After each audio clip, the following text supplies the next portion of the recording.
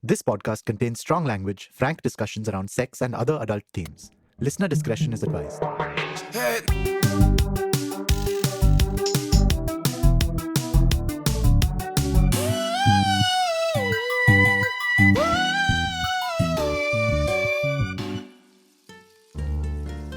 In 2022, Sanjay Leela Bhansali released the movie Gangubai Kathiawadi, set in the 1950s in Kamathipura, Mumbai's red light district. The movie is based on the life of a real-life sex worker and madam whose story is recorded in the book Mafia Queens of Mumbai, written by S. Hussain Zaidi and Jane Borges. Alia Bhatt won the National Award for Best Actress for playing the protagonist Gangubai. The premise of the movie? A young girl sold into a brothel fearlessly reclaims her power to preside over the world she was once a pawn in. Let's talk the sex trade and laws, anti-prostitution laws which masquerade as anti-trafficking laws. Trafficking includes so many things now that its meaning has basically collapsed, and it's difficult to understand what we are describing when we say trafficking. Some things thrown around today include how after Southeast Asia, Thailand, Cambodia, South Asia has now become a hub of trafficking, one of the fastest growing regions for human trafficking, with India at its center. Anti-trafficking campaigns we saw portray sex trafficking as abduction into the sex trade, usually across borders. But research finds that abduction into the sex trade is rare. So what do we actually mean today when we say trafficking? In India, anti-prostitution discourses will focus on forced prostitution, how a girl or woman was forced into the sex trade. Here they discuss the point of entry. The portrayal of forced prostitution is as shown in the movie Gangubai. Ganga was sold to a brothel, locked up, beaten, and forced to work. This is not fabricated. Just to make sure I'm not downplaying forced prostitution, I'll concede that these are common stories in a brothel. But is there more to it? In 2022, the Supreme Court of India, in an order, recognized voluntary sex work. It opposed the police's quote-unquote brutal and violent harassment of sex workers and issued some directions with respect to sex worker rights, including one which said that if a sex worker is an adult and participating in the sex trade with consent, the police must not take any action against her. Well-meaning observers will agree with the Supreme Court of India and say that we must distinguish between trafficking and prostitution, between forced prostitution and voluntary sex work. But are these all distinct? Is it that easy to distinguish? Because the thing is, sometimes a trafficked woman is a voluntary sex worker. Sometimes the line between voluntary and forced itself is blurred. Sometimes there are cases which are forced prostitution, but the sex worker may still want to remain in the sex trade. Sometimes the voluntary sex worker may want to leave the sex trade but not have a choice. Sometimes there are cases which are voluntary sex work, but that still contain layers of abuse, vulnerabilities, and exploitation. The thing is, it is complicated. Hi, welcome to So Cute. I'm Surabhi. This is episode 5. When we discuss prostitution, we look at it through the lens of sex and exploitation. There is both of that in the sex trade, but to have meaningful conversations, some of the moral and intellectual outrage has to be removed, and we have to look at ground realities. In defense of India's anti-prostitution stand, you will often hear that in India especially, legalization just cannot happen because cases of forced prostitution are more common here. Because most women in the sex trade in India do not enter by choice, because numbers of minors are more than in other parts of the world, because exploitation in the sex trade is more prevalent and widespread, that working conditions are worse, and that sex workers are illiterate, poor, and so more vulnerable. The implication still being that sex workers in the West are more empowered and exercise more agency and enter the sex trade willingly, unlike in India. I do not agree with this analysis. Not because it makes India look bad, but because this is an internalization of a post-colonial narrative that says the West is more modern and civilized. This is also an uncritical acceptance of the racist anti-trafficking discourses that happened on an international stage. How prostitution in the global south, the quote-unquote third world, was stereotyped as more shoddy, more exploitative, more brutal, and the sex workers were portrayed as ignorant, helpless, naive, and basically incapable of being agents in their own lives. And we have not been critical enough of these global discourses and narratives. A sex worker working in a brothel in Amsterdam is looked at as more empowered than a woman working in a brothel in India. But why? They are both in it for the money. They both are responding to their respective markets. And they both may have faced complicated situations that got them into the sex trade. While we have no reliable data to compare, while there is no point in comparing, accounts from across the world, the global north and south, show similar patterns and stories about how women enter or find themselves in the sex trade. There are stories of forced entry due to lack of choice, minor prostitution, bad working conditions, exploitation within the sex trade across the world. Again, the point is not to say that India is not as bad as we make it out to be, or that the West is also bad. The point is to say these problems are common in the sex trade faced by women across the world, and it is incorrect and disempowering to assume that Indian sex workers cannot think and make decisions for themselves. Entry into the sex trade, structures and hierarchies within the sex trade, tricks of the trade, power dynamics within the sex trade, gender and demographics see similarities across the world. In this episode, we're zooming in to India to contextualize how all of this looks. While the Indian law on prostitution is technically gender neutral, while we do see men, hijras, and other gender identities in the sex trade, the majority of sex workers are women and the majority of clients are men. Plus, those processed under anti-prostitution laws are almost always the women, so female sex workers face the most scrutiny. This is also true across the world. This is why I'm referring to sex workers as women. Just keep in mind, it is not only women in the sex trade. Hijras, trans women, and men also work in it and may be facing similar conditions and issues.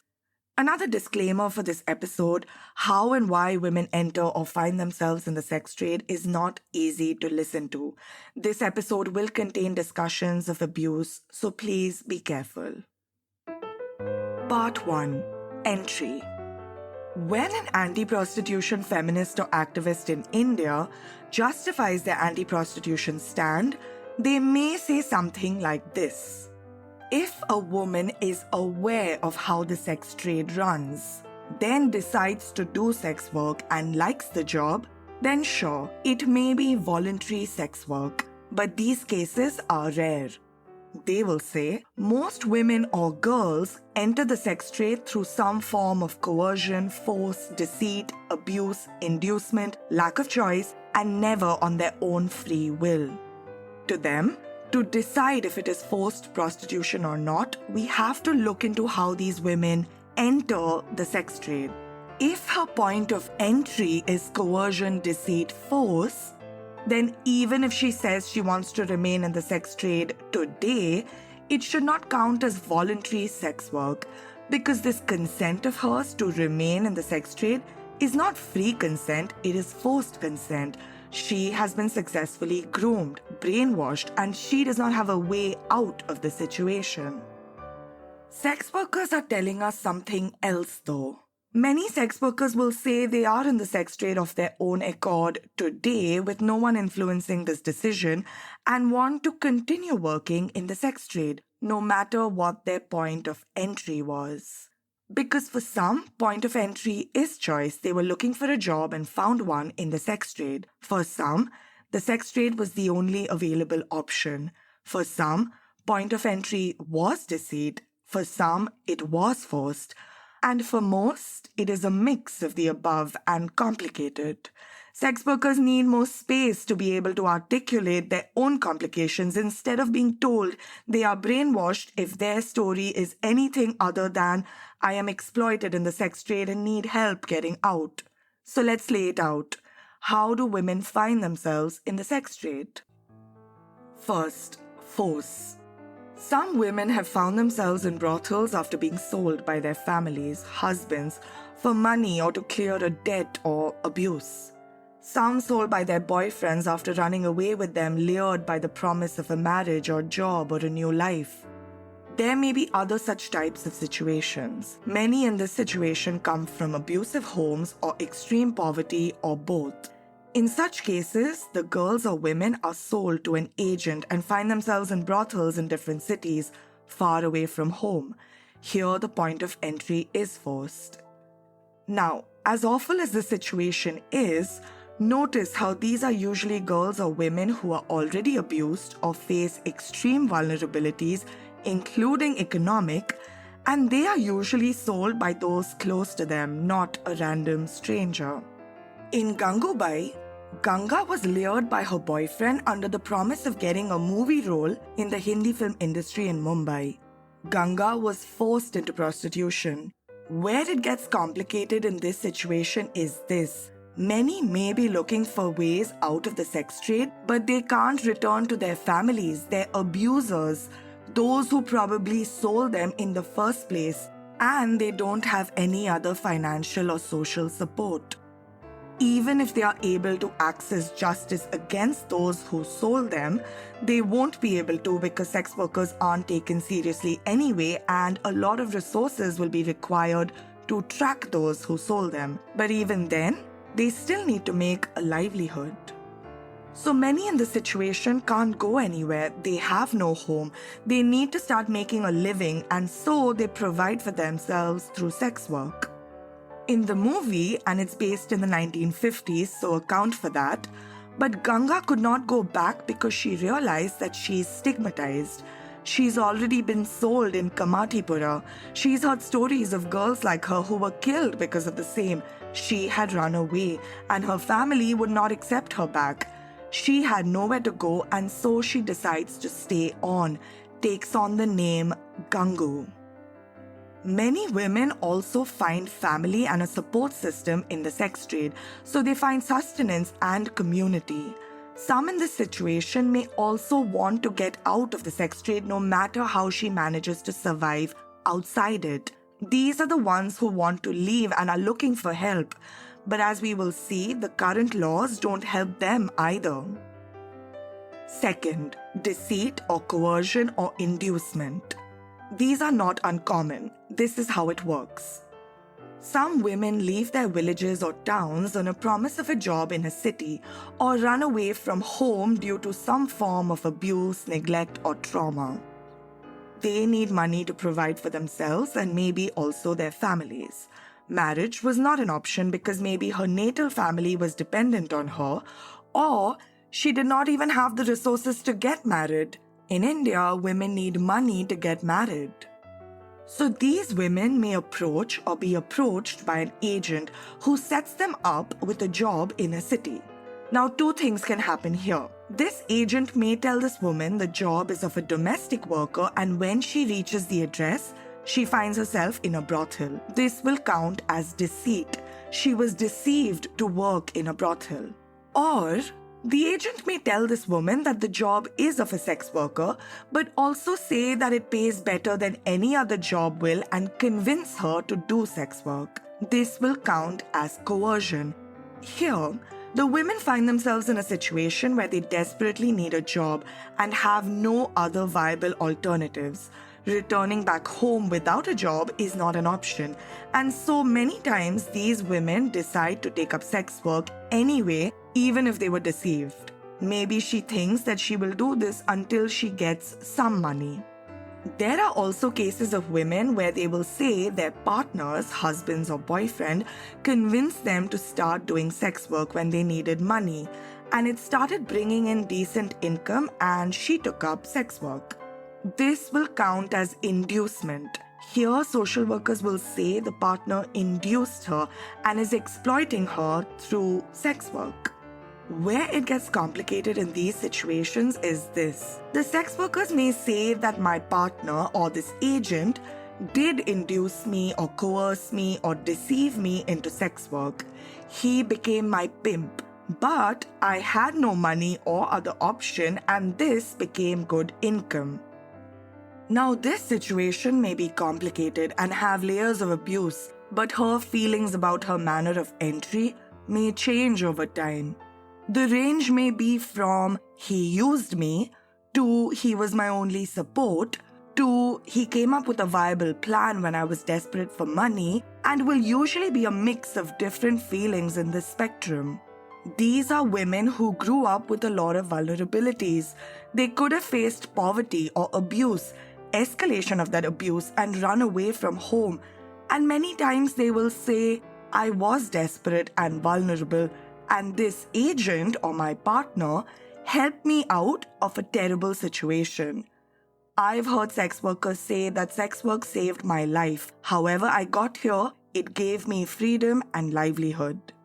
So the same people who are considered to be harmful external influences over these women may also be the only people who helped her when things got really tough, when they had no one else to turn to. These women may look at sex work as something not ideal, but something that, for better or for worse, helped them out of a bad situation and became and remained a viable job.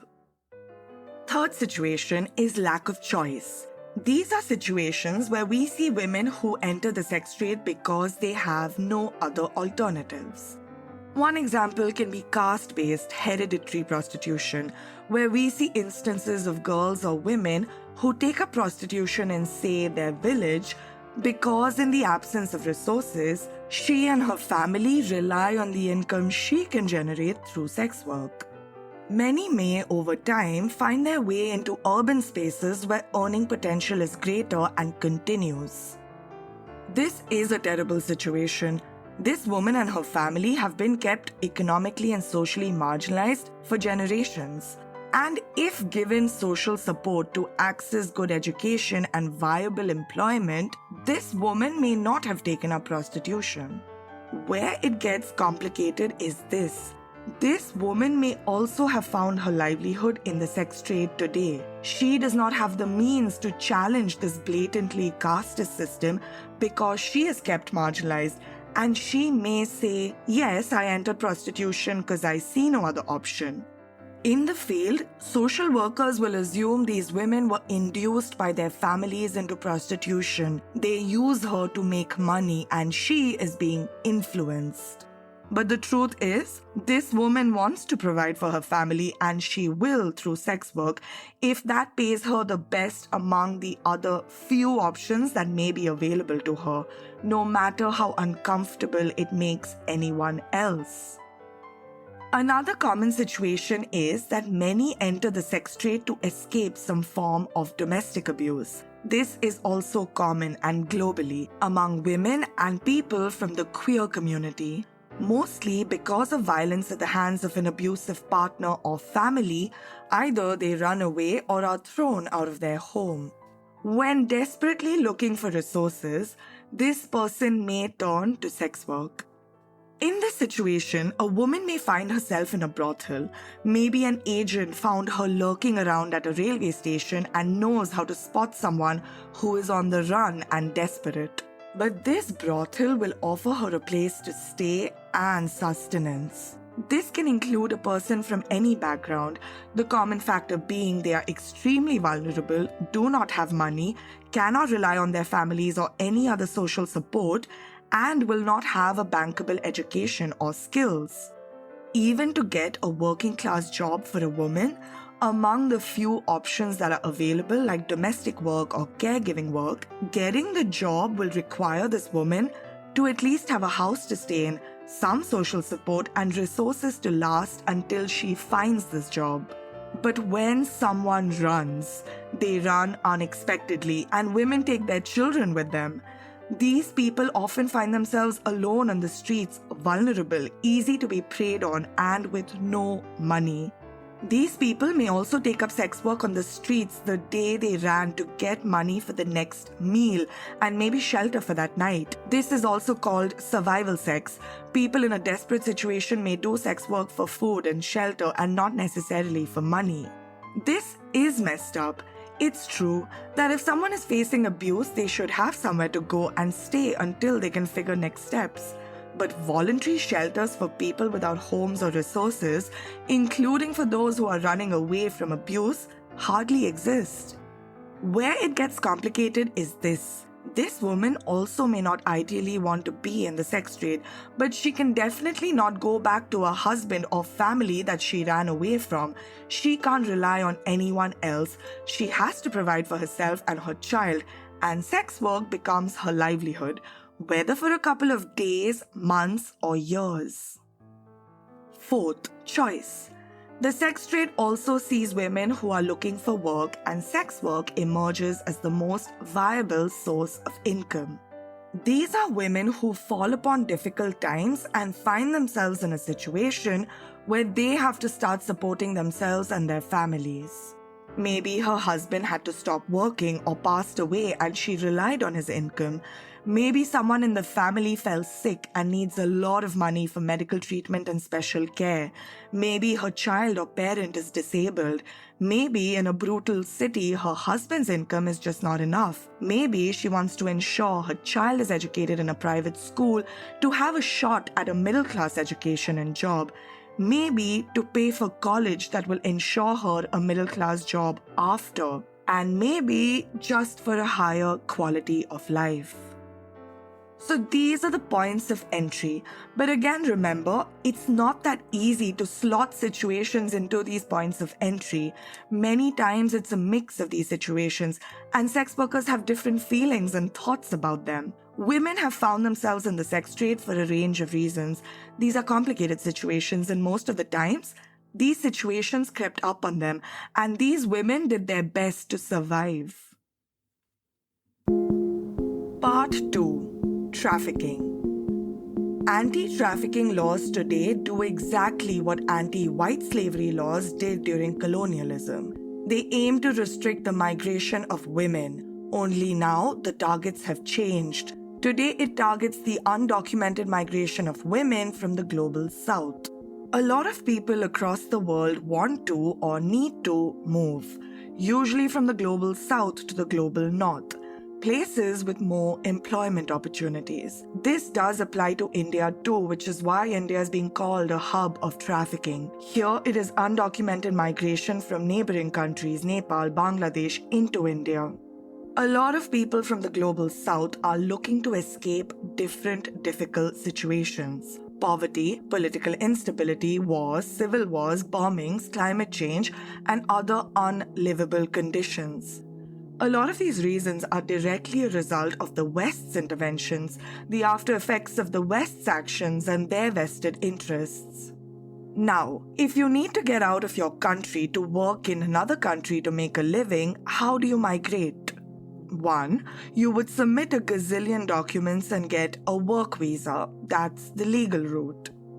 2. If you're ineligible for that visa and those visa terms are not easy to meet, you may approach a border agent. The border agent will ask you for money to assist you to quote-unquote illegally cross borders. Now you may have the money for this, so you will pay the money upfront to the agent and you're on your way. In this situation, many go to countries where they have families or know someone that will help them get a job. This is known as people smuggling, the smuggling of migrants by land, sea, and air, which is the second protocol under the Palermo Convention.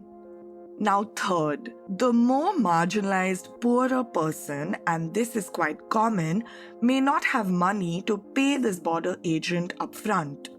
This is not a small amount. Crossing borders is expensive. There is obviously demand and high risk involved.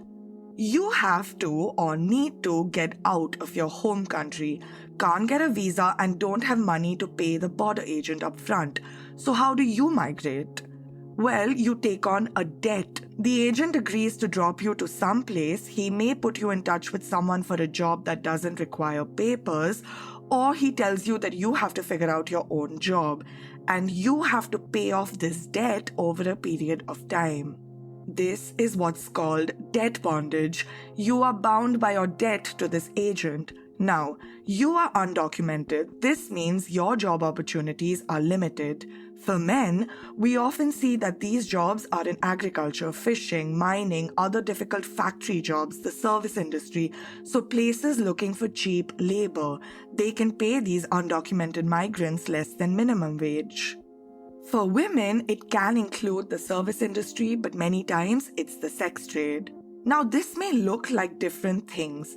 Sometimes women are told that they will get jobs in other industries but find themselves in a brothel and have no choice but to work there.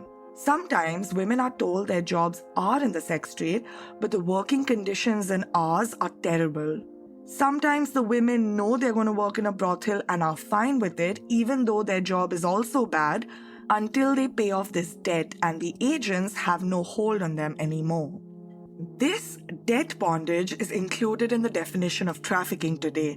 This is what is used to say, look, this woman is a modern-day slave. She is bound to this agent who is exploiting her. While the men who take on this debt bondage will be assumed to be active agents in their movements, looking to migrate, the women in the sex trade are assumed to be victims for the purpose of sexual exploitation. Now, this does not mean that exploitation does not happen to these women. Exploitation in such situations is rampant. In fact, it happens to the men too.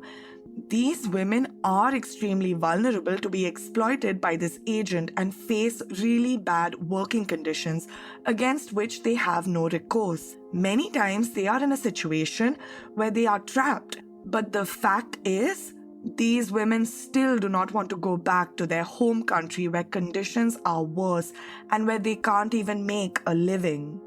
Studies have shown in these trafficking cases, mostly women are not kidnapped into the sex trade. You know why? Because it is non-profitable. If agents are getting women to pay them a lot of money, why would they, quote, give these services for free? These agents charge £30,000 onwards to reach Europe, so rupees 30 lakhs minimum. To cross into India, women take on a debt of at least 5 to 10 lakhs. It doesn't make business sense for these agents to do this high-risk job for free. These women agree to these terms, however unfair, because they are desperate and they choose to move. They are also active agents in their own lives. If you're following immigration discourses in the West, you will know of anti-immigration sentiments among certain sections. Calls to send back the boats or throw illegals out or build a wall, basically to tighten borders and make migrating to the West harder. These anti-immigration discourses often come from the pro-white supremacy camp. Why do people in this camp talk about the supremacy of the West or panic about the decline of the West? Because the West is not a geographical term. The West is located across. It's Europe but not Africa, US and Canada but not South America, Australia but not Japan. So the West is often used to mean white. And anti-immigration sentiments basically are anti-anything except white sentiments. Anti-trafficking laws, while they are made to seem humanitarian, are usually a way to keep poor migrants out. The anti-trafficking camp present themselves as saviors who oppose the exploitation of poor women, when what they are actually fighting for is to deport these women back to their home countries. Women who have taken on huge debts to move, and sex workers without documents are often deported back, many times with their debts unpaid, which for them is the worst thing that can happen. So anti-trafficking discourses today are still about immigration, border control, and white supremacy. This does not mean that citizen sex workers do not get targeted. They do. Because at its core, anti-trafficking discourses are anti-prostitution, and the sex trade is indiscriminately targeted anyway. But people who are immigrants without documents are definitely considered to be trafficked, whether they chose to move or not, whether they choose to do sex work or not. In India, women from Nepal and Bangladesh who are found in the sex trade will be considered to be victims of trafficking. When the police say they caught a major trafficker, it will be a border agent who was getting women across borders illegally. This is why distinguishing between trafficking and prostitution, between forced prostitution and voluntary sex work is not really helpful. This allows us to kick out undocumented migrants who are in a really bad situation. This allows us to not listen to women who are forced into prostitution.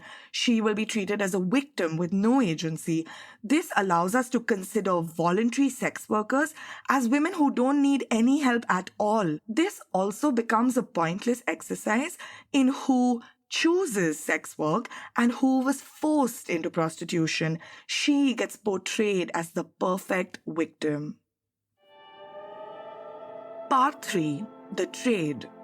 When an anti-prostitution feminist justifies their anti-prostitution stand, they may also say something like this.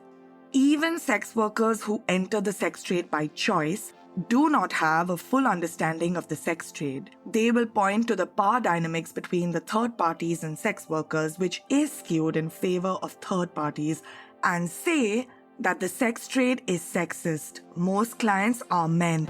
The sex trade is run by men, and the workers are mostly women.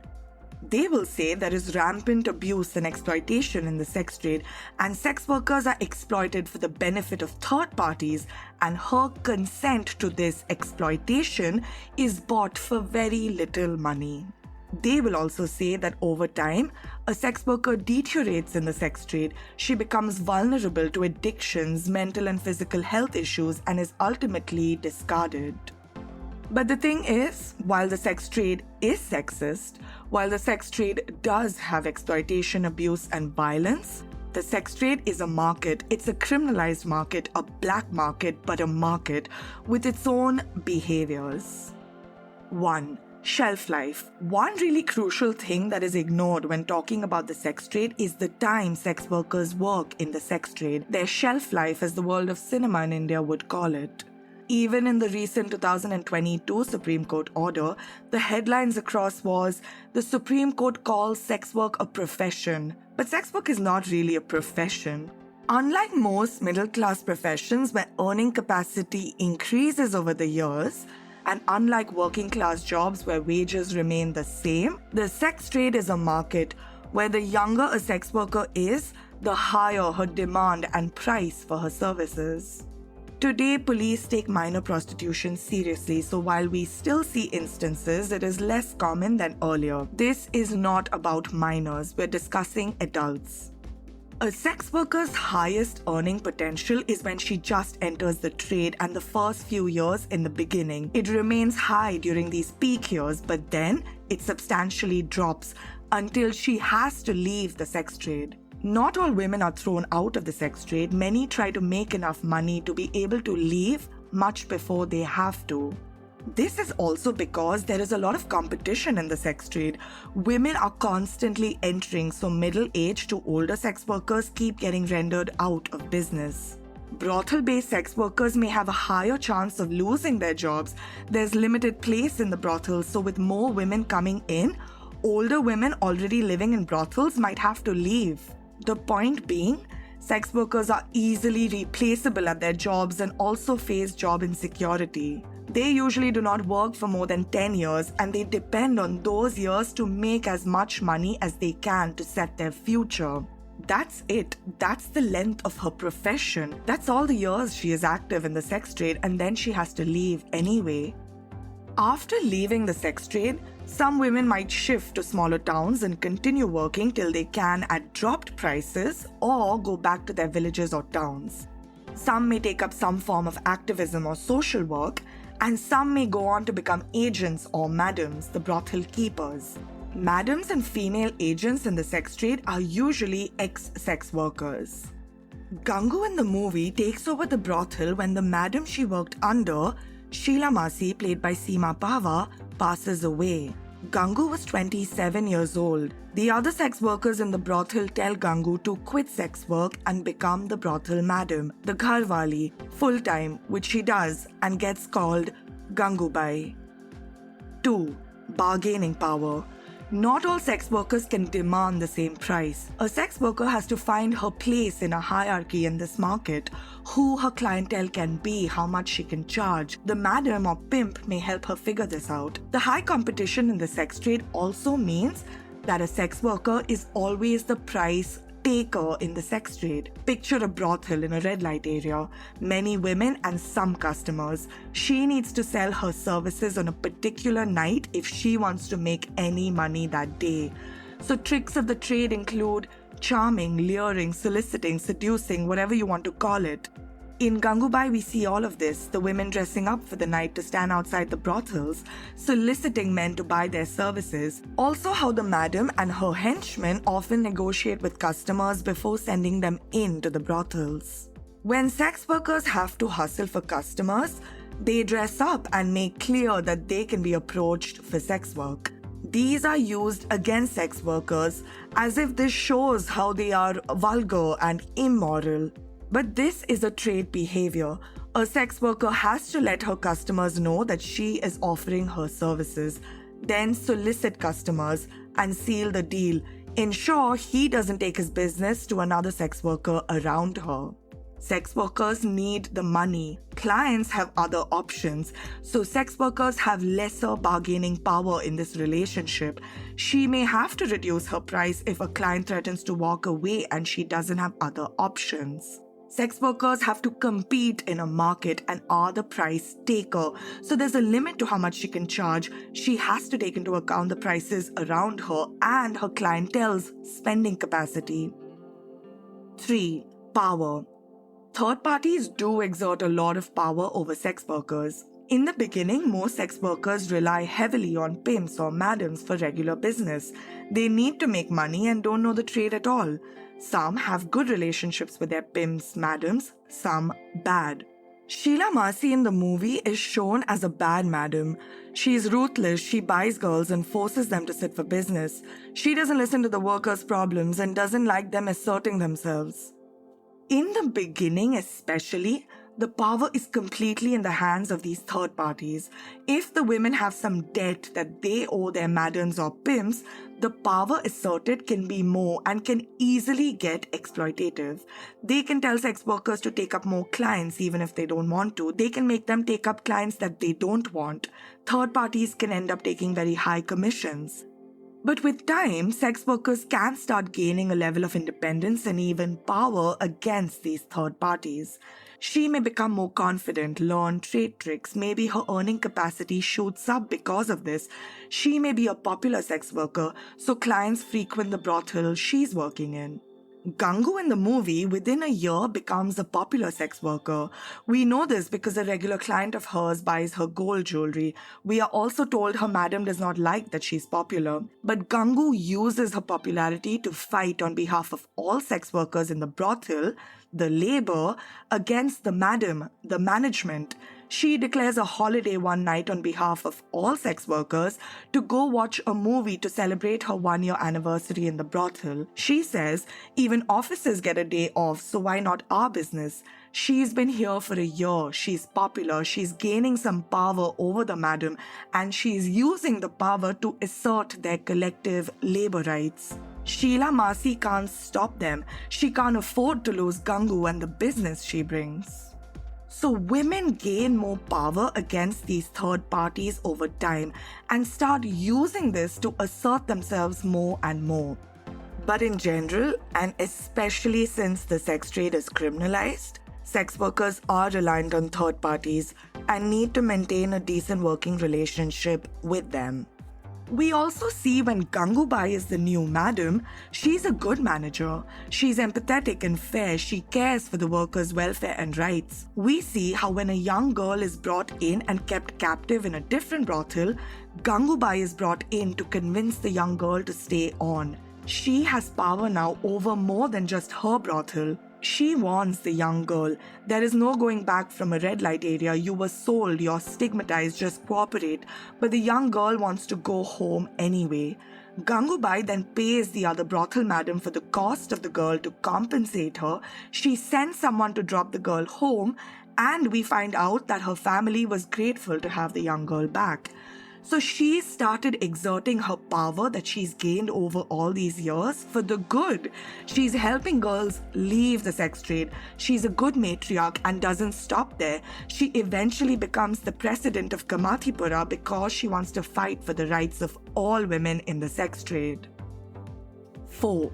Gender. Red light areas may have different brothels for women, for hijras.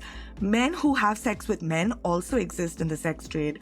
Clients will know where to go based on their preferences and spending capabilities. Hijras and men also face police harassment, even more earlier when homosexuality was criminalized until not so long ago. In the movie, Gangubai runs for elections to become the president of Kamathipura, dethroning Raziabai, played by Vijay Raz, a hijra sex worker. Hijras have featured prominently in the sex trade in India. Sex work has historically been one of the 2 to 3 jobs hijras have been able to do. 5. Clients. Sex workers have regular clients, preferred clients, good clients, decent clients, bad clients, problematic clients, and some clients can even get blacklisted. Sex workers talk to each other. They tell each other which clients to avoid, which clients are difficult, which clients' condoms should be checked, and they'll also refer good clients to each other.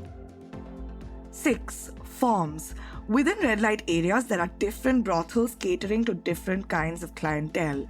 Some brothels will be richer, more well-kept, some not so much. Some cater to richer clients, some to low-income clients, and some for those in between. The sex trade is not homogeneous, it's diverse and adapts to changing situations.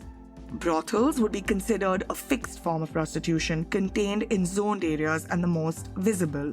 While some sex workers stay in brothels full-time, some may also do shift work and not live there. These women will likely have a family outside the sex trade. Usually, red light areas also have full-blown commercial activities within them. Vendors during the day will go into the rooms in brothels to sell clothes, jewelry, makeup. Many times, these brothels will have some bodyguards or young boys, men, who work as waiters and work inside the brothels. So there is an entire ecosystem and economy around these brothels. In brothels, the madams, so keepers or managers, and the brothel owners are the main third parties who run the brothels. Then there's floating prostitution, which is sex workers who either work in flats or massage parlors or bars or visit flats, lodges, hotels, motels. These sex workers will usually have a pimp or agent or manager, however named, who will get them clients, fix the meetings, fix the prices, maybe go with them and do other logistical work. Call girls or escorts are the more elite versions of floating prostitution, more individualistic and fancier. So in floating prostitution, the pimps play a crucial role and sex workers depend on them for administrative, logistical, and security aspects of the job, including getting the client. Another form of prostitution, an old-school form, is street prostitution, which is street-based sex workers usually soliciting alone or in groups on street corners, in highways, dhabas, places with a pool of men visiting for work, like truck drivers or migrant laborers. These women are more likely to be fully independent without a pimp or agent, but may have someone for driving or protection. They perhaps have a house or known place where they can take the client. Many times they agree to go with the client if he wants to take her somewhere, but this is considered risky. Here, sex workers try to work in small groups, negotiate for each other, and have signals for each other when they're leaving with the client. 7. Identity. Some women are in the sex trade for 2 years, some for 5 years, some 10 years, some a little longer. Some women just work intermittently. They take up sex work when in need of money. These are just in case situations. Women from families who depend on, say, agriculture may experience bad seasons and will take up sex work just for those time periods to support the family. Some come and go. Some have worked for a few months over a period of time, but only when in need of money. These sex workers will also depend on agents who can hook them up with a client whenever she wants.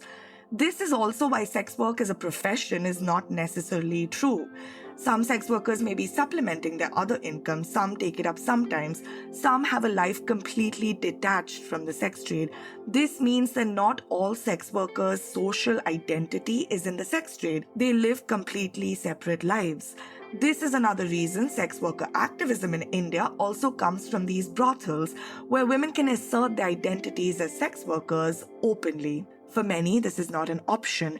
They might support sex worker rights vehemently but simply can't identify as a sex worker because there's too much stigma and too much to lose. A seasonal or intermittent sex worker might do sex work sometimes and not think of herself as a sex worker. She will look at sex work as a gig she takes up when in need of money, but she doesn't do this like a daily job. 8. Community. The sex trade many times provides sex workers with their closest friends and deemed family. Many sex workers come from complicated backgrounds. They find comfort and community with each other. Sex workers help each other's families and children, especially during arrest and detentions. They ensure all their children are taken care of. They lend and borrow money from each other. They support each other if there's unfair treatment from a third party or madam or abuse by a violent client. They may come together to protest brothel owners for bad working conditions and long hours. Collective bargaining. We see this community beautifully in the movie Gangubai. The women fight for each other against the madam. They visit each other in hospitals. They take care of each other's children. They perform each other's last rites. They share resources and wealth, makeup, clothes, jewelry, gold. Gangu's own family never forgave her for running away. She and the other sex workers find family in each other. 9. Children. Many sex workers are mothers. In brothels, their children may live with them if they have nowhere else to go. Sex workers may be single mothers or have husbands or partners. Children of sex workers face a lot of stigma. Children also get adversely affected with police action taken against their mothers. And many times, the police will wrongly assume that their children in the brothels are minors in prostitution when they are not. They just live in the brothels with their mothers who protect them. In the movie, Gangubai is concerned about a young daughter of a sex worker whose mother kept her drugged and locked up so that the young girl is not made to work in the brothel. We see how Gangubai pays a huge dowry to get the girl married to the man she is in love with. Because while she doesn't want to add stigma to this man's life, he can't marry a sex worker. He can marry the daughter of a sex worker, she says. She gets a doli, a barat, into Kamathipura for the first time. Gangubai is dealing with the stigma the children of sex workers face. 10. Money. If a sex worker does not take up clients, she doesn't make any money. And sex workers make a daily wage. In a brothel, sex workers pay the brothels to first buy and then keep her position. Women split their incomes with the brothels, maybe 50%. So 50% of her monthly earnings go to the brothel. If you have a bad madam, they might take a larger chunk. A woman may not have the money in the beginning to buy her spot in this brothel, so she takes on a debt in the beginning itself. This will also count as debt bondage, and she pays this over time to the brothel from her 50% share. End of every month, a sex worker in a brothel also has to pay the brothel for her food, electricity, water, condoms, makeup, alcohol, tobacco, and any other costs of running the brothel. This also comes from her 50% share. So sex workers have monthly fixed costs which go from their income. If a sex worker in a brothel doesn't work for many days, she loses the ability to pay these fixed costs and may lose her place in the brothel. If her earning capacity decreases and she is no longer making decent money, she may get chucked out. For floating forms of prostitution, the agent will take a fixed percentage from the sex worker out of the money she makes per client. 11. Health. Mental and physical health issues and addictions are present in the sex trade. Many social workers and anti-prostitution feminists will use this as proof that the sex trade caused these issues, and the pro-sex work camp may respond by pretending these issues don't exist. But these issues do exist. This is no coincidence. Many sex workers come from abusive backgrounds, have no social support, and then deal with violence in the sex trade, including police violence and state action. They are always at the risk of poverty, homelessness, being detained by the police, so they are vulnerable to mental health issues and addictions. I have seen social workers complain that sex workers are immoral because they drink or smoke or abuse. But these are logical responses to cope with the issues sex workers face in the sex trade and their lives. These are value-neutral habits. She is not a bad woman if she drinks, and she very well may be drinking to cope with her job, but her drinking should not be used as proof that she needs to leave the sex trade. She's in the sex trade for money, and she may use drinking to cope with this job that gives her the money. Removing sex workers from the sex trade will not address her other problems, and it may add to them and actually worsen her mental health issues and addictions. Sex workers also risk STDs, and safe sex is an important concern among sex workers, and sex workers are extremely aware about the importance of condoms. In fact, sex workers have since the beginning said that the law disempowers them to be able to ensure their clients use condoms. Also, sex workers have no healthcare, government or private, for themselves, children, family. Lack of access to medical attention is common. Shaming in hospitals is common. The sex trade also sees a lot of premature deaths due to diseases which are now totally treatable. When the Supreme Court of India issued its directions in its 2022 order, it clarified that if a sex worker is participating in the sex trade with consent, the police must not take any action against her. It said, whenever there is a raid in a brothel, since voluntary sex work is not illegal and only running the brothel is illegal, sex workers should not be arrested or penalized. This seems humanitarian, but is it? Because it is very out of touch. For a voluntary sex worker to have a job, there needs to be a brothel, but running a brothel is illegal. To decide whether a sex worker is participating in the sex trade with consent, there needs to be a lawful sex trade. India follows the partial criminalization model. It's often said that anti-prostitution laws are vague in India, but this isn't true at all. Anti-prostitution laws are clear. Any form of commercial prostitution is illegal. So what counts as commercial prostitution? Because a trade by its very nature is commercial, how do you do the voluntary sex work that is supposedly legal in a sex trade that is criminalized? Part 4. Laws.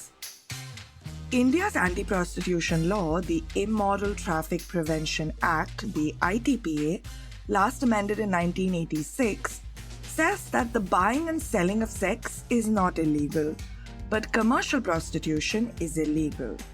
Prostitution itself is defined as the sexual exploitation or abuse of persons for commercial purposes. So any commercial prostitution is considered as sexual exploitation or abuse. So what is considered as commercial? Brothels. Brothels are considered to be places of commercial prostitution. Under the law though, unlike in common parlance, the definition of a brothel is very wide. A brothel is defined as any place or portion of any place which is used for commercial prostitution for either the gain of another person or for the mutual gain of two or more prostitutes. This will include a brothel in a red light area that is managed by a madam owned by brothel owners, so for the gain of another person. But will also include a room, a house, a car, a street, a gully, a hotel, a motel, a lodge, a highway, a restaurant, a dhaba that is used by more than one woman to practice prostitution. If she's using third parties like agents or pimps, which she mostly will be, this will fall under a place used for the purposes of sexual exploitation for the gain of another person.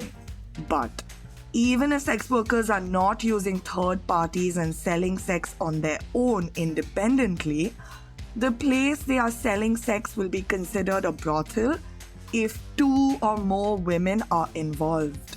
Even if 2 women live in a flat and if they are suspected of selling sex, that flat becomes a brothel under the law. It is assumed that if 2 women are selling sex together, even without a third party, they are being sexually exploited for mutual gain. So the law implies women can be sexually exploiting themselves. Solicitation is also illegal. This targets street-based sex workers or sex workers outside brothels. Sex workers standing together, whether they are actually selling sex or not, are vulnerable to arrest anyway, because any place used for prostitution for the mutual gain of 2 or more prostitutes becomes a brothel under the law. So a street in this case will be assumed to be a brothel if 2 women profiled to be sex workers are standing next to each other. To avoid police action, you'll often see street-based sex workers standing away from each other even if they are on the same street. This is really risky because they have no one for security. They go away with unknown men and can't openly negotiate or call their friends to look at the client before she leaves with them. Now, the sex trade has other people working in it. It has related activities, all of which are illegal. These are crimes relating to third parties. One is brothel keeping. It's illegal to run or help in running or manage or help in managing a brothel. So owning a brothel is illegal, managing a brothel is illegal, working in a brothel is illegal. Remember, a place is a brothel if more than one woman is selling sex out of it. This criminalizes anyone who works in the sex trade in a place considered to be a brothel, securities, waiters, everyone. If there are 2 or more women selling sex together without third parties in, say, a flat, they can also be charged under brothel keeping provisions. Another, landlords. If you are a landlord or tenant or in charge of any premise and it is found that your premise was used as a brothel, and again, even 2 women alleged to be selling sex in a flat can make that flat a brothel, even if they do not have a pimp, then the landlord of that flat can also be charged with brothel keeping. Whether they are aware or not, the law assumes they are aware of it. This incentivizes not giving houses to single women. Sex workers' homes can be targeted. Sex workers find it hard to be able to rent rooms to work out of in hotels, motels, because the managers of these places will be considered to be a landlord under the law and can be charged. Another crime is living of the earnings of prostitution. Now, this provision aims to criminalize anyone who is seen to be aiding a person's prostitution, including a person who acts as a pimp. But it criminalizes any adult who knowingly lives off or is habitually in the company of a prostitute. This provision criminalizes pimps, agents, bodyguards, anyone who earns money through the sex worker's income. So since pimps take a commission, since other third parties will be paid out of the sex worker's income, they fall under this provision. More tragically, this can also include husbands, boyfriends, parents, adult children, grandparents, friends, neighbors, anyone who lives with or around a sex worker. So dependent family members can be punished under the law. What this does is incentivizes isolating sex workers. Sex workers who live with their families are often scared of their families getting targeted with these provisions and often have to live away from home. This also means that if a sex worker pays someone to drive her to a hotel to visit a client and waits for her for security purposes, that person will be seen to be living off the earnings of prostitution and will be charged. Then there is procuring and inducing persons or taking persons for the sake of prostitution. These provisions include acts of inducing someone to enter prostitution, whether it was with consent or not.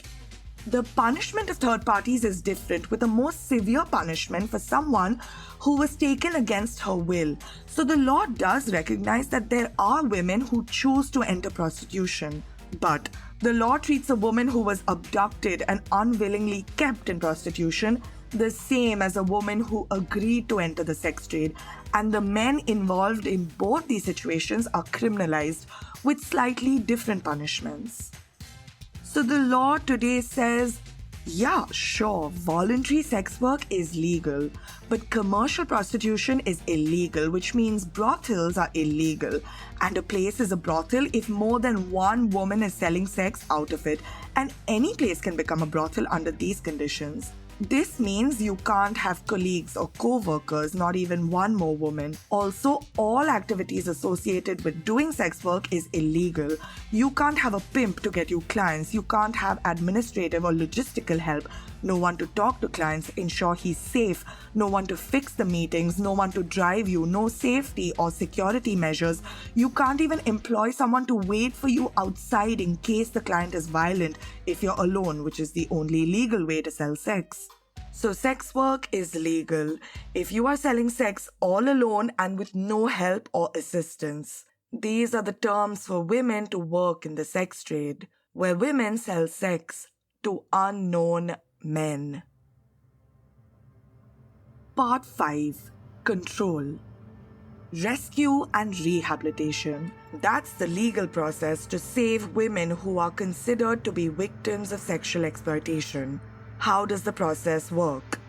The police under the law have the power to remove sex workers from any place where prostitution is happening or believed to be happening.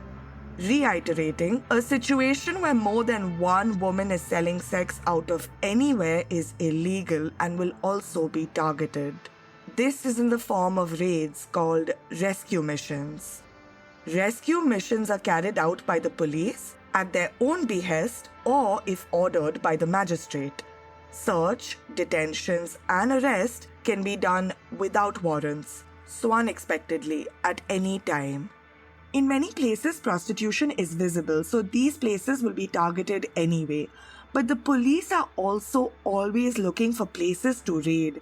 They may do undercover operations where they place decoy clients or track women they suspect of being sex workers or men they suspect of being pimps. When a place gets raided, the police can enter and detain all persons it presumes to be prostitutes, which is all women present. If there are no third parties present, and there will most likely not be, the women present will be accused of brothel keeping and so will be detained anyway.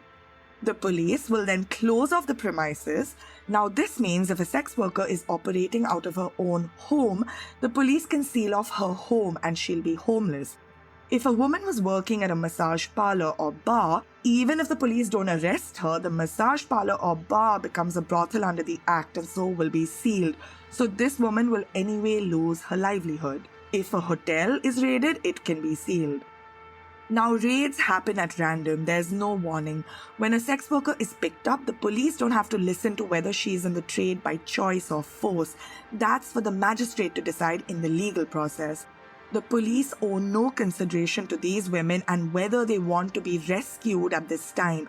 If it is decided, she has to go. If minors were present, brothel owners' keepers get into serious trouble because they are liable for longer sentences and find it harder to get bail. If a minor is found, her case is processed separately by the Child Welfare Committee. Adult sex workers in these raids, they are usually detained, not arrested. If in relation to them, brothel owners, third parties are arrested, they can get out on bail more easily. There is no bail in this process for sex workers because she isn't technically arrested. Sex workers detained first have to be produced before a magistrate of the special court set up under the Act. The magistrate orders for her temporary custody, called intermediate custody, in state-run institutions called protective homes, where she is kept until final orders have been passed in her case. Sex workers also have to undergo a medical examination at this stage to determine age, whether sexual abuse has taken place, and if there are any STDs present. So a non-consensual medical examination is the first step of this process. The law says no person can be in intermediate custody for more than 10 days, but also says that sex workers cannot be released to anyone who may exercise harmful influence on them, even if it's her family or her husband. With legal delays, intermediate custody is always more than 10 days, and there have been cases of sex workers who have been stuck in intermediate custody for years. During this intermediate custody, there is an inquiry. Each protective home has a probation officer who is in charge of the home. These probation officers are expected to be, and at least in cities are, women. It is this probation officer and her team in the protective home who carry out this inquiry. The sex worker is allowed to make her representations to this probation officer. The probation officer will make a report, include the sex worker's representations, and this report will be sent to the magistrate. The magistrate will then pass a final order based on this report and decide whether the sex worker can be released or whether she should be further detained. The information that has to be included in this report that goes to the magistrate includes age and character of the person, details about parents, guardian, or husband and their suitability to take charge of the sex worker, the influence exercised by them over the sex worker, the personality of the person, and prospects of rehabilitation. This is all for adult women.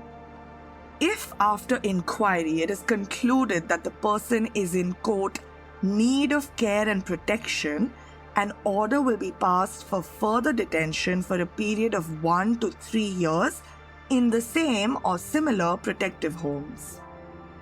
This inquiry is when sex workers have to come up with the perfect answers if they want to be released from custody. This inquiry is also an exercise in perceptions and moralizing. Sex workers' words are almost always twisted, judged, and used against them. Sex workers are treated as subjects. They are not allowed to frame their situation. There's a questioner and she has to give truthful answers. Otherwise, it'll be concluded that she's lying and the personality of the person will be put into question. Here, sex workers often say things against their own interests to try to protect themselves or their families. There is no correct answer because the possibilities of this process working against the sex worker is endless. If the sex worker says her family sold her, they will pass an order for further detention saying she's in need of care and protection, even if the sex worker says she wants to remain in the sex trade. If the sex worker was told by other sex workers to never admit she was sold, she may say that she entered the sex trade by choice. Here, the court could conclude that she should be released to her family to be kept away from the sex trade, and she languish in the home until her family can be traced, contacted, and brought in. This needs a lot of resources and police time. This is also likely a woman with no documents, so her release won't be processed. If a sex worker's family does not know, the court will order that the family can take charge of her and now her family will know. So this situation sex workers will want to avoid. So they will say anything to avoid having their families called, which may again end up in a further detention order for up to 3 years. If a sex worker insists her family husband does not know, many times she will be accused of lying to save her husband or family from the law, and she will be put in further detention anyway. If a sex worker says she is in the sex trade by choice and her family and partner is aware, the inquiry may conclude that her family or partner is inducing her to do prostitution, that she is brainwashed, and may even initiate cases against them for living off the earnings of a prostitute or other third-party provisions. There can be cases where a sex worker will say she does not want to be released to her family, but the court will conclude that the family is the only one keeping the sex worker out of the sex trade and order her release to the family whom she ran away from. I've also come across cases where some women were working in parlors or hotels where the police had a raid and arrested every woman around. These women insisted they were not doing sex work, but how do you prove you're not a sex worker if it is alleged prostitution is happening where you were present? And the social workers and probation officers will say sex workers lie to get out of the homes, and how do you prove that you're telling the truth? Now, of course, if a woman was being held in a brothel, she will be happy to be rescued. But then, as per this process, she will be kept in a state protective home where she cannot leave. Her circumstances could be different. If she was kidnapped, why does this woman, the victim, have to undergo an inquiry at all? Why does she have to stay in a state protective home at all? If she was sold by her family and has nowhere to go and does not want to be in the sex trade, then yes, she is in need of care and protection by the state. This is what is called rehabilitation. During the inquiry is also when it is seen whether the women detained are citizens or migrants. If it is concluded that they are migrants, these women will be deported. In the West, a lot of sex workers are immediately deported or held in detention centers. Now in India, this process may be more convoluted because a lot of sex workers do not have documents. If a woman was sold by her family or ran away from home, it's unlikely she will have her documents with her, or maybe she never had any documents.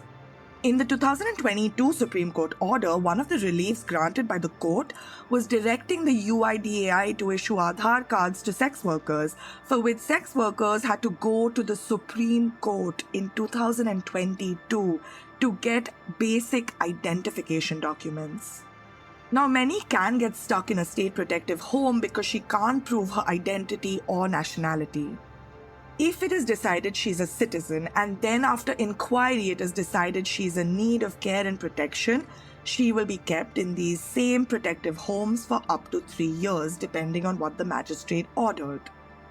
These protective homes are expected to provide care, give medical and psychiatric help to those in need, and provide education, skill and vocational training for better rehabilitation. The intention is, since sex workers need to make a living, the state will provide them with training to assist them to get jobs outside the sex trade once they are released. Now, these homes have always suffered from low funding and were badly kept. There have been cases over the years of women running away from these homes. NGOs did intervene and now they are better run than earlier. But still, protective homes are essentially prisons. You aren't allowed to leave, no one can enter, you are kept away from your family and friends. Whatever the terminology, you are still being held by the state. Now, the skill and vocational training that will allegedly rehabilitate sex workers, what does this entail? Classes. Classes are run in these protective homes. Again, implementation may differ, so classes are supposed to be held in these homes, and in bigger cities at least, they are. What kind of classes? Beauty parlor classes, stitching classes, candle making classes, bag making classes. After attending these classes for the time they are at the homes, sex workers are released and told, now you have a skill, don't go back to the sex trade. These women were in the sex trade for money. They don't have homes or social support. The skills they gain do not provide meaningful employment. And even if they do, there aren't enough jobs, and these jobs don't pay more than sex work. So mostly after this rehabilitation, women find themselves back in the sex trade. NGOs, police, and the state know this. There is research that shows women are likely to return to the sex trade after their time in protective homes. The police report seeing the same women back in the sex trade. So even if women are rescued and rehabilitated, there is a high chance she will be back in the sex trade.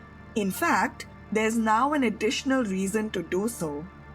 Each rescue and rehabilitation makes the sex worker poorer and more helpless.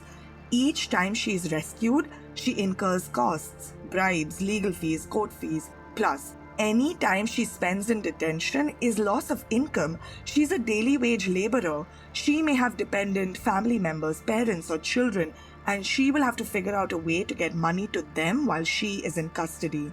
all of this money she takes as loans from third parties, so brothel owners, keepers, pimps, or private money lenders, all with very high interest rates. To repay all these loans, she has no choice but to go back to the sex trade once she's released. The sex trade anyway paid her more than other jobs, and to add to it, this woman has a large debt now. This she can only repay if she works in the sex trade. Even to get back to the sex trade, she may incur more costs. When she is detained, she loses her spot in the brothel, which means when she's out, she has to rebuy her spot, take on another debt. Only this time she's older, her prices are reducing. This means she has to start from scratch in the sex trade. She's back at the bottom. Her earning capacity has lowered, her debt is higher, so she has to hustle for more clients per day and work much more to pay off all these debts she's accumulated when she was detained. With each police and state intervention, sex workers' lives become more miserable. The system did not help her address her economic needs, because of which she was in the sex trade in the first place.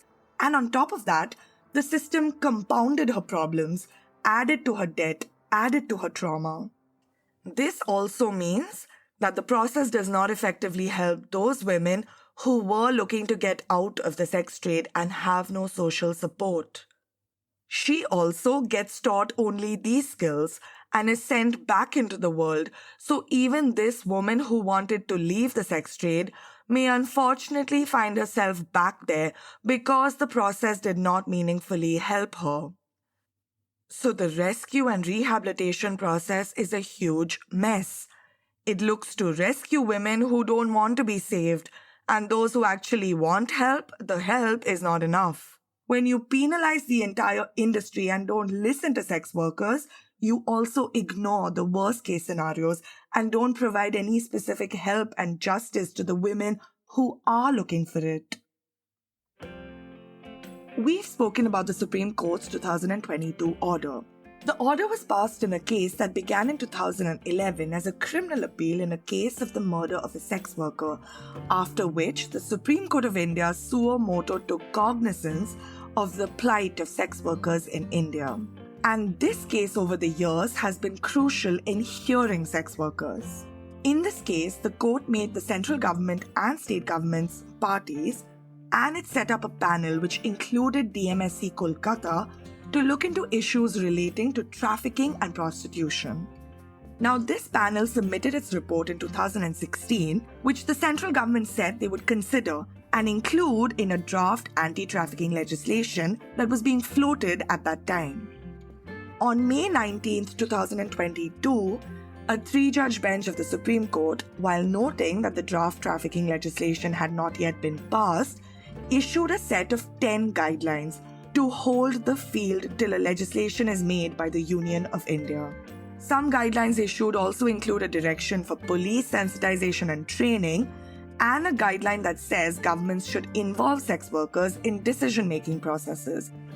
Thing is, a Supreme Court order can be in favor of a sex worker, which only means that if a police officer decides to detain a sex worker who says she's in the trade by choice, she may ultimately get relief from a court, whether magistrate or appellate. But what happens until then? A sex worker has too much to lose until then. Now, this case is still ongoing. The central government's stand today is, we have taken into consideration the panel's recommendations and floated a new trafficking bill. This should take care of the matter. Former Minister of Women and Child Development, Maneka Gandhi, introduced the Trafficking in Persons Prevention, Care and Rehabilitation Bill 2018. This bill has passed in the Lok Sabha. The definition of trafficking in this bill is exactly in line with the Palermo Protocol's definition. All prostitution is covered under the definition of trafficking. It basically says that trafficking includes inducement for the purpose of sexual exploitation, including the paying and receiving of benefits, money, to achieve the consent of any person, and it clarifies that the consent of the victim shall be irrelevant to determine the offense of trafficking. So prostitution is illegal once again Because of course money is paid to the sex worker for her service, but the law assumes the money is paid to achieve her consent for the purposes of sexual exploitation. The definition also says that if someone transports, harbors, or receives someone for the purpose of sexual exploitation, it would fall under the definition of trafficking. Third-party activities would fall under this. It also makes criminal brothel keeping or management of any premise that is used as a place of trafficking, so all places used for prostitution. This means third-party activities will fall under the definition of trafficking. If someone drives a sex worker to a brothel, transportation, it will fall under transporting someone for the purpose of sexual exploitation, which is a trafficking offense. A pimp can be accused of inducing a sex worker and receiving benefits over her sexual exploitation, irrespective of her consent. The bill also criminalizes landlords. It allows for the closing down of premises and evictions, search, rescue, protection homes for rehabilitation. All these provisions are still there. The bill actually adds to the definition of trafficking.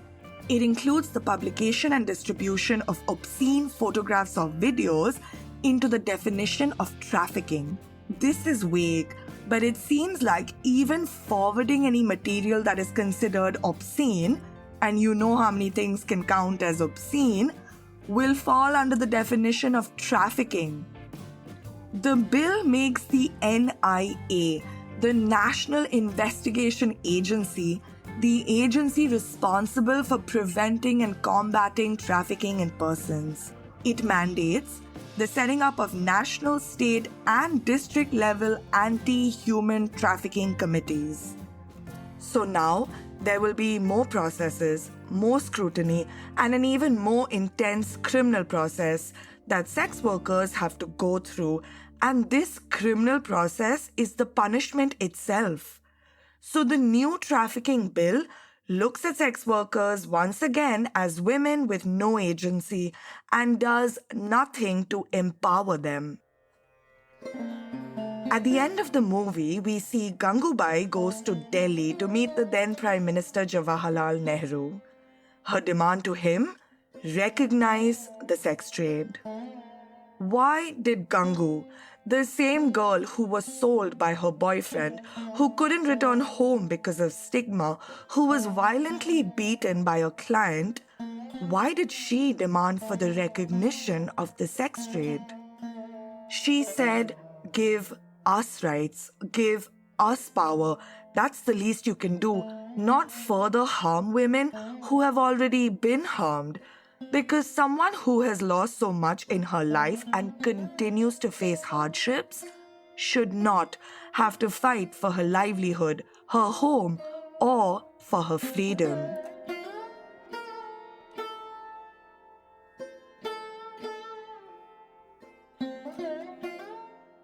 That's all for today. Thank you so much for listening.